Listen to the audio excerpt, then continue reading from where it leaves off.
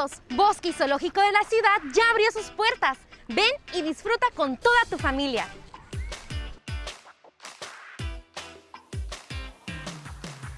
Nuestra prioridad es la salud y bienestar de tu familia. Por ello, hemos implementado medidas de seguridad para que disfrutes de cada área. Para evitar largas filas, solo una persona por familia deberá realizar la fila en taquilla, manteniendo la sana distancia. Para tu seguridad, cada una de nuestras áreas contará con estaciones de sanidad para que puedas desinfectarte constantemente.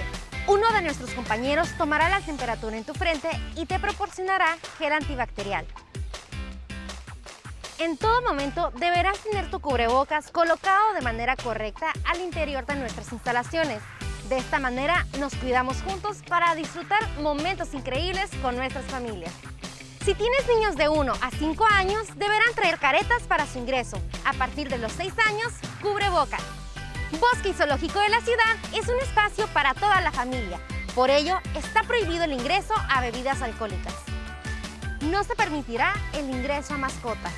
Cada área es desinfectada con regularidad para proteger a las familias que nos visiten. Ven y disfruta de un momento de esparcimiento con toda tu familia en Bosque y Zoológico de la ciudad.